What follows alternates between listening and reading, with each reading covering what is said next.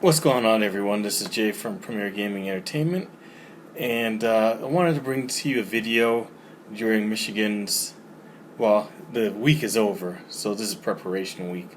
But all the same, Michigan has just gone through their improvement week, and just wanted to discuss basically the season so far, and this might be a little bit of a rant, but I just wanted to talk about what I've known so far and, just discuss going forward how the season may play out.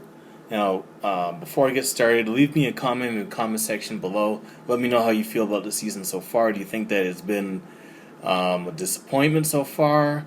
Let me know if you feel as though it's been just where you thought they would be, or do you think that they've been actually better than you thought they would be? Let me know how you feel in the comment section below. But getting right into it, I know that the record says 2-0, but it sure hasn't felt like 2-0. Now, I know a lot of this is based off of expectation, and based off of those expectations, this is basically how I feel, but not only myself, but a lot of fans of Michigan football so far felt the same way, is how I'm not gonna say disappointing we've been, but it's just it's not we're not where we thought we would be. Definitely not a polished team so far. A lot of mistakes on both sides of the football. So this is not just the offensive side of the football only. There's been mistakes on the defensive end as well. It's just been uninspiring football.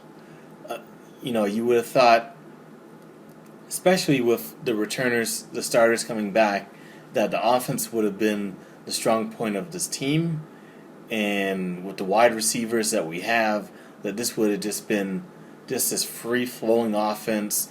All the talk was about Josh Gaddis coming in and revolutionizing and modernizing, that's even a word, Michigan's football offense. I was excited. I thought Harbaugh was going to come in. Harbaugh was going to, Gas was going to come in, and Harbaugh was going to step away, release whatever stranglehold he had on the offense, and allow his coaches to do what they do. And so far in these first two games, it's been nothing like that at all. So the offense has just been real uninspiring. There was maybe a stretch for about maybe a quarter's worth of football where Michigan looked pretty good. That was in the first game against Middle Tennessee State. Other than that, it's been pretty bad.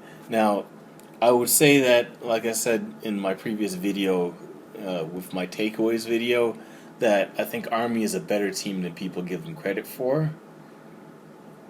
A lot of Michigan haters out there were trolling, talking about, how could we do this poorly against Army? It's Army.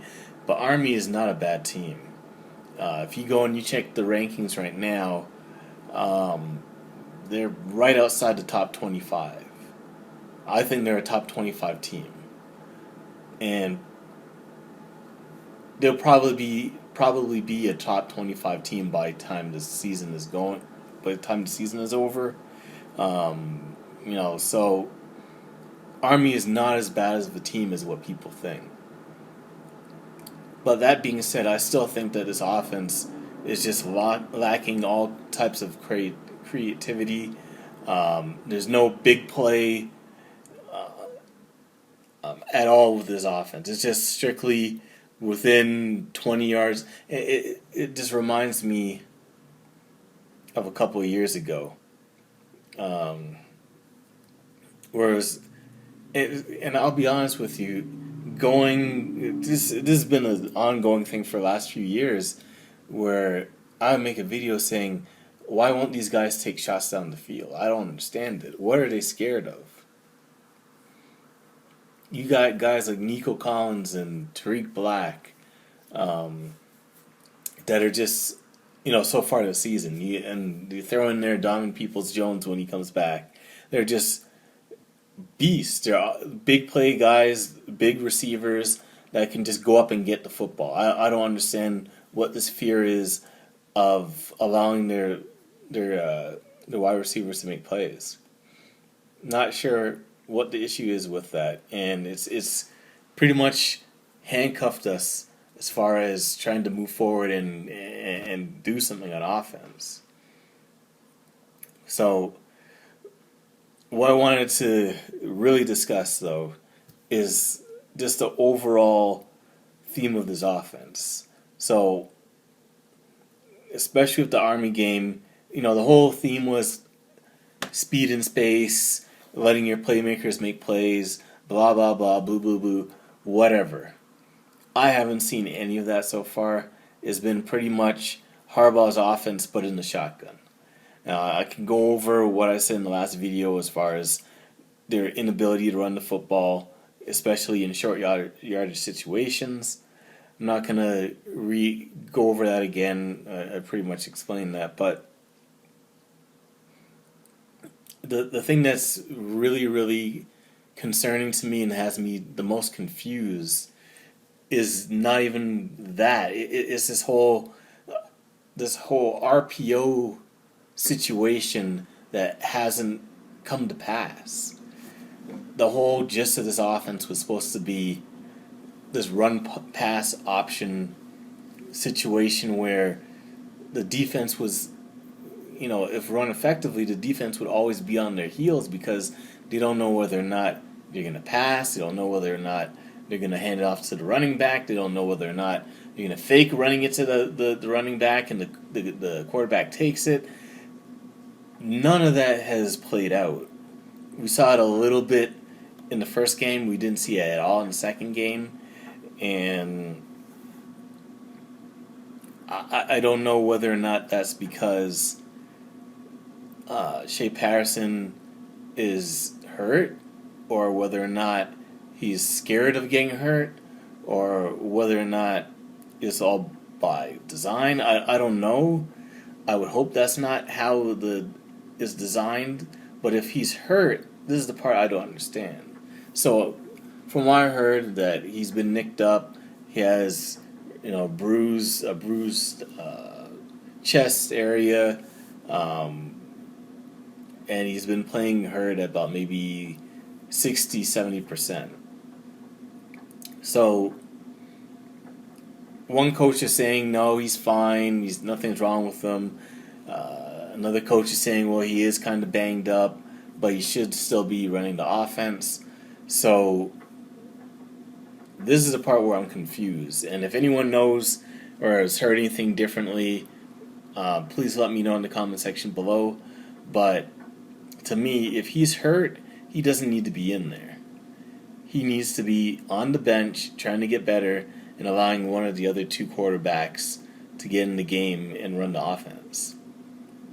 If you can't run the offensive sets properly, if you can't be a threat in the running game when it's supposed to be RPO, then you don't need to be in there. The whole point is, like I mentioned, to have the defense on their heels. They don't know what's going to happen. They don't know whether you're going to run. They don't know whether you're going to pass. They don't know if you're going to hand it off to the running back. If you do run, they don't know if you're going to fake running it to the running back and then take off as a quarterback.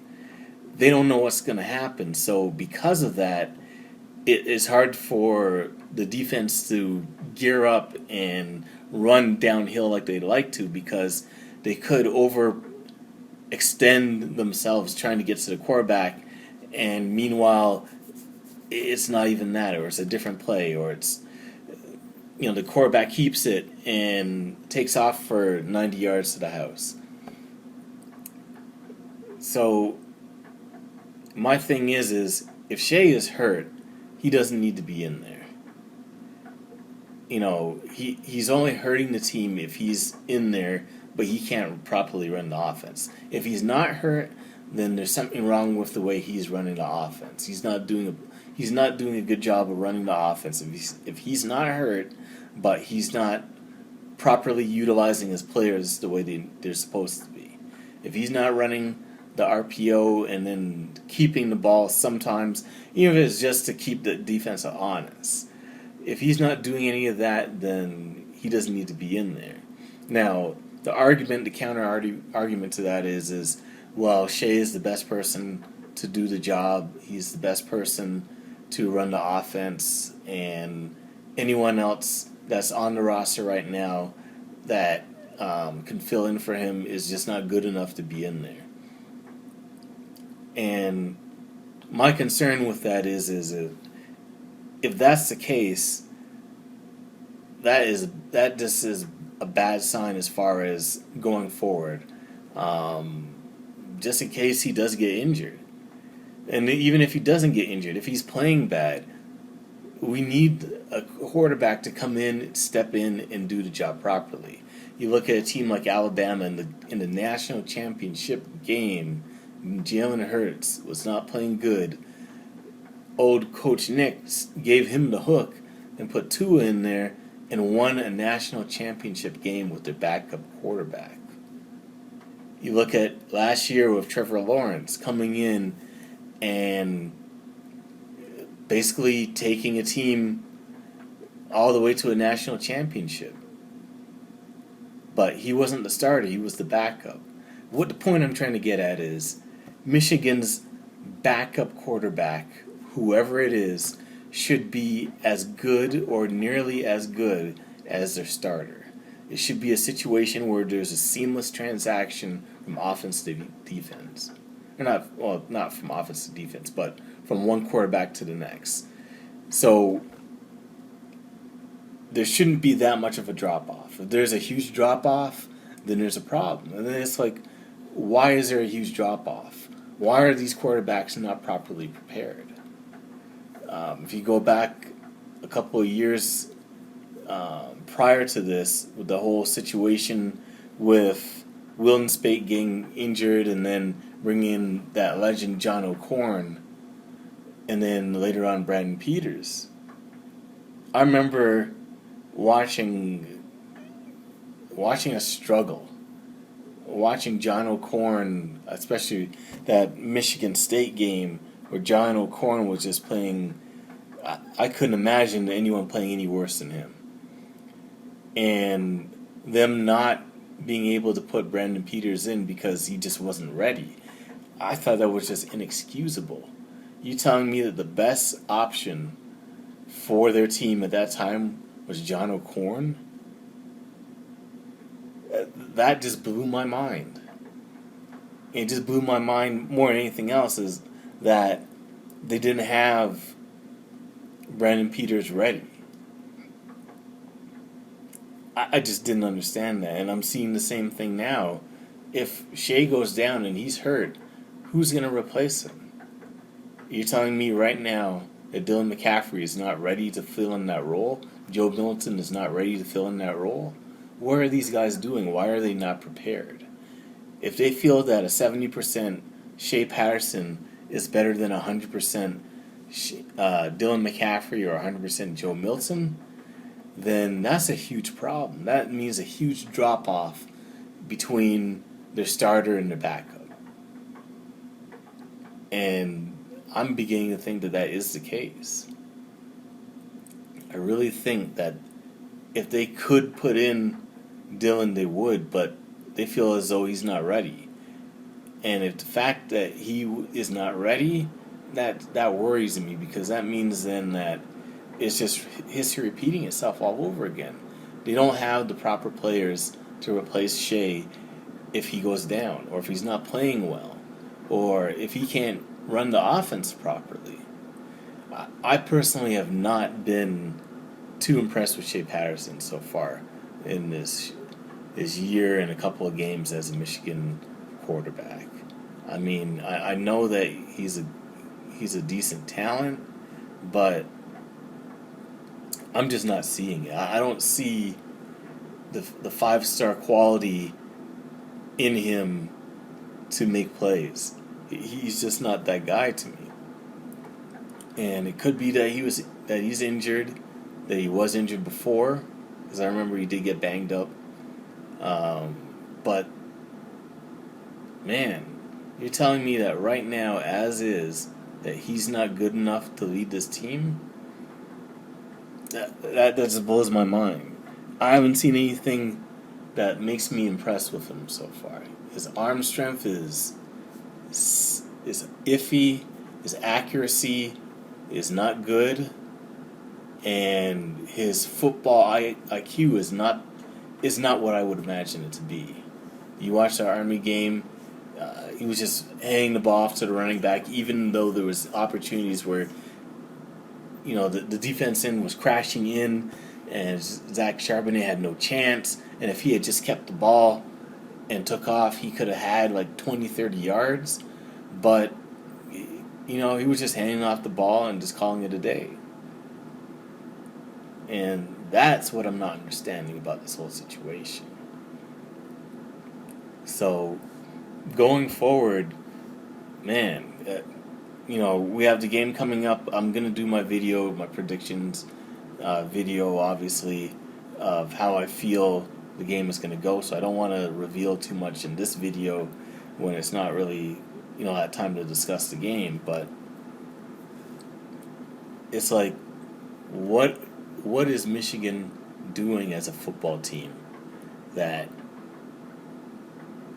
you have excellent quality players, you have top, it just feels like the talent is being wasted. That's how I feel.